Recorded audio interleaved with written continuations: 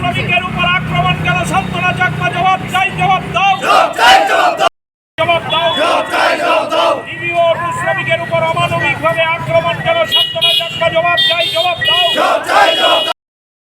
মন্ত্রী কেন শ্রমিকের উপর আক্রমণ করলো, জবাব চাই, জবাব দাও।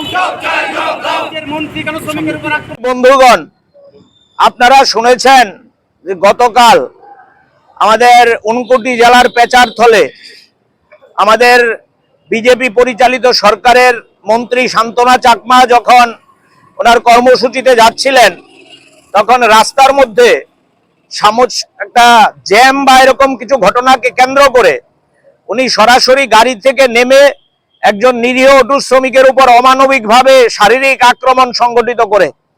এটা আমাদের রাজ্যের জন্য লজ্জার এবং অভূতপূর্ব।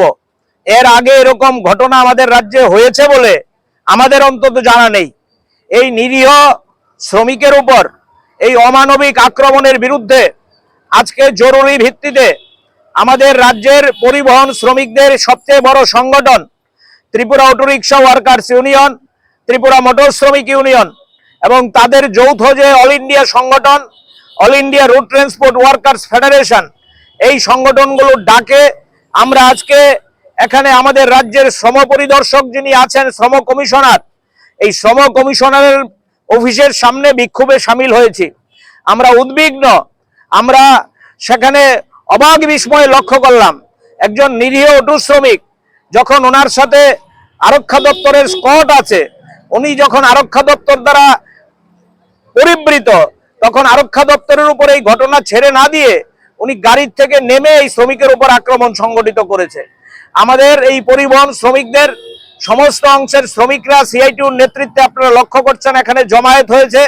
আমরা এখান থেকে একজন প্রতিনিধি দল আমাদের যিনি শ্রম কমিশনার আছেন উনি অথবা ওনার প্রতিনিধির কাছে আমরা পাঠাবো এবং এই শ্রম কমিশনারের মারফত রাজ্য সরকারের দৃষ্টিতে আমরা দিতে চাই, একজন মন্ত্রী হয়ে উনি ওনার প্রোটোকল মেনটেন না করে কি করে একজন নিরীহ শ্রমিকের উপর এই আক্রমণ সংগঠিত করলেন। এই আক্রমণের তীব্র নিন্দা এবং ধিক্কার জানাচ্ছি আমাদের পরিবহন সংগঠনগুলোর পক্ষ থেকে, সিআইটিউর পক্ষ থেকে, এবং আমরা দাবি তুলছি অবিলম্বে তদন্ত করে মন্ত্রী মহোদয় হোক আর যেই হোক, প্রকৃত তদন্ত করে দোষীকে সেখানে শাস্তি দিতে হবে। এবং আমরা সঙ্গে সঙ্গে দাবি করছি এই মন্ত্রী মহোদয়কে অবিলম্বে মুখ্যমন্ত্রীকে মন্ত্রিসভা থেকে বরখাস্ত করতে হবে। আমি যুক্ত করতে চাইছি, এই ঘটনা বিচ্ছিন্ন না, আমাদের রাজ্যের আইনের শাসন আজকে তলানিতে। দিকে দিকে আপনারা লক্ষ্য করছেন মন্ত্রিসভার সদস্য পর্যন্ত আজকে নিরাপদ না, তেলিয়ামুড়ায় আক্রান্ত। মুখ্যমন্ত্রীর কনভয় যাচ্ছে, ওখানে পর্যন্ত গুলি চলছে, এরকম অভিযোগ সংবাদ মাধ্যমে আমরা পাচ্ছি। এমএলএ নিরাপদ না, এমএলএ আক্রান্ত হচ্ছে। এবং দিকে দিকে বিশালগড় থেকে শুরু করে ধর্মনগর, ধর্মনগর থেকে শুরু করে সাবরুম, আজকে রাজ্যের আনাচে কানাচে আইনের শাসন বলে কিছু নেই। এই যে শ্রমিকের উপর এই অমানবিক আক্রমণ, এটা কোনো বিচ্ছিন্ন ঘটনা না। এটা আমাদের রাজ্যে বিজেপি শাসনে যে আইনের শাসন তলানিতে, আইনের শাসনের পরিবর্তে যে মন্ডলের শাসন কায়েম হয়েছে, এটা তারই দৃষ্টান্ত। দিকে দিকে বিজেপি পরিচালিত মন্ত্রী থেকে শুরু করে বিধায়ক, বিধায়ক থেকে শুরু করে মন্ডল সভাপতি, সবাই যে মানুষের উপর স্টিম রোলার নামিয়ে এনেছে, এটা তারই একটা অঙ্গ। এটাকে আমরা বিচ্ছিন্ন ঘটনা হিসেবে দেখছি না। তাই এই ঘটনার বিরুদ্ধে আমরা উদ্বিগ্ন। আমরা এই ঘটনার বিরুদ্ধে নিন্দা জানিয়ে, ঘৃণা জানিয়ে আজকে এই বিক্ষোভে সামিল হয়েছি। আপনারা যারা অল্প সময়ের নোটিশে সংবাদ মাধ্যমের বন্ধুরা উপস্থিত হয়েছেন, আপনাদের মধ্য দিয়ে আমরা রাজ্যের মানুষের কাছে এই আহ্বান রাখতে চাই, না, এটা কোনো বিচ্ছিন্ন কোনো অটো শ্রমিক কিংবা পরিবহন শ্রমিকদের লড়াই না, এটা শ্রমজীবী মানুষের একা লড়াই না, এটা এই রাজ্যের 40 লক্ষ মানুষের লড়াই। আমরা রাজ্যের সকল অংশের মানুষের কাছে আহ্বান করতে চাই যে আমাদের রাজ্যে ওই গত 18 সাল থেকে যে সরকার তৈরি হয়েছে, এই সরকারকে ক্ষমতার থেকে না ছড়িয়ে, এই সরকারের বিরুদ্ধে লড়াই না করে এই ধরনের ঘটনা বন্ধ করা যাবে না।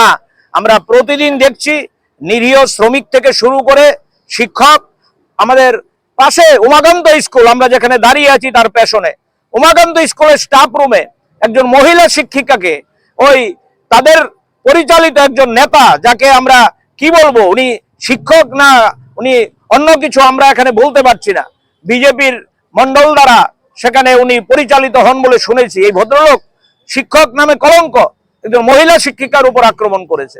সুতরাং অটো শ্রমিক না, আজকে শিক্ষকরা আক্রান্ত, ডাক্তাররা আক্রান্ত, নার্স আক্রান্ত, কুমারঘাটে ইঞ্জিনিয়াররা আক্রান্ত, ঠিকাদাররা তো বলে লাভ নেই, বিশালগড় থেকে শুরু করে গোটা রাজ্যে ঠিকাদাররা আক্রান্ত।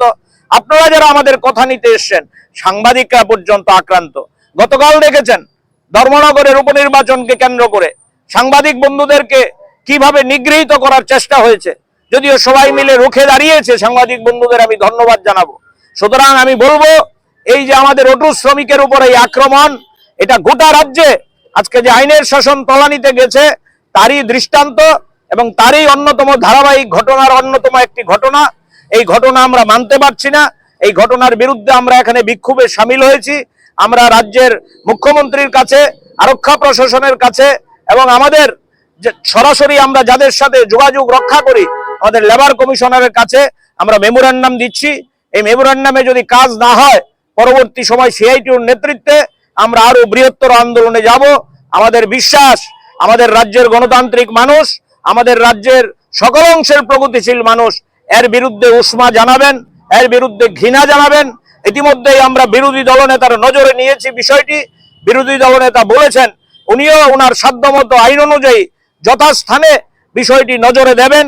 সুতরাং আপনাদের মধ্য দিয়ে আমরা গোটা রাজ্যের মানুষের কাছে এই বার্তা দিতে চাই, এই সরকার যারা আইনের শাসনকে ভুলণ্ঠিত করে গুন্ডারাজ এবং মন্ডল রাজ কায়েম করেছে, এই মন্ডল রাজের বিরুদ্ধে গোটা রাজ্যের মানুষ যাতে ধিক্কার জানায়, ঘৃণা জানায় এবং আমাদের এই শ্রমিকের উপর আক্রমণের বিরুদ্ধে আমরা যে শাস্তির দাবি তুলেছি, এই শাস্তির দাবিতে সকল অংশের মানুষ যাতে আমাদের পাশে থাকে, এই নিয়েই আমাদের আজকের এই